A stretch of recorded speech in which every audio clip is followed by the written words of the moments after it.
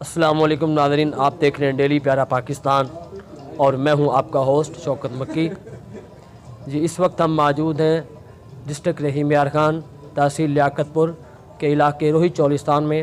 یہاں پر خواجہ فرید روہی امن میلہ 26واں شروع ہو چکا ہے۔ یہاں پر زائرین ملک کے گرد و نواح سے تشریف لاتے ہیں، زیارت بھی کرتے ہیں۔ یہ وہ مقام ہے حضرت خواجہ غلام فرید رحمۃ اللہ علیہ نے اپنی زندگی کے 18 سال گزارے ہیں، گھوم پھر کر تبلیغ کرتے تھے اور اس جگہ پر آ کر آرام کرتے ہیں۔ اور یہاں کے جو مسجد کے امام صاحب ہیں اور مزید ان سے بات کرتے ہیں جی۔ السلام علیکم۔ یہ خواجہ صاحب رحمۃ اللہ علیہ مختلف زندگی کے اوقات میں 18 سال یہاں پہ گزار چکے ہیں۔ یہ درخت وہ درخت ہے، اس کا نام کنڈا فرید ہے۔ فرید پاک علیہ رحمت کی نسبت سے یہ اس کا نام کنڈا فرید ہے، جھوک فرید اس کو کہا جائے، جھوک کا نام ہوتا ہے جہاں قیام کیا جائے۔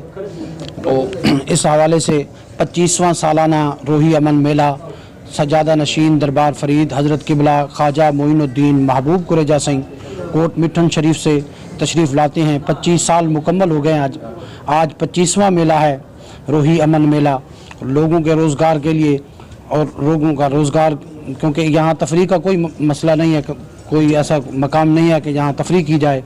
اس وجہ سے خواجہ صاحب نے یہ تفریحی مقام بنایا ہے کہ چولستان کی عوام کو، کیونکہ یہ باہر جا نہیں سکتے، چولستان کے عوام کو انٹرٹینمنٹ کیا جائے۔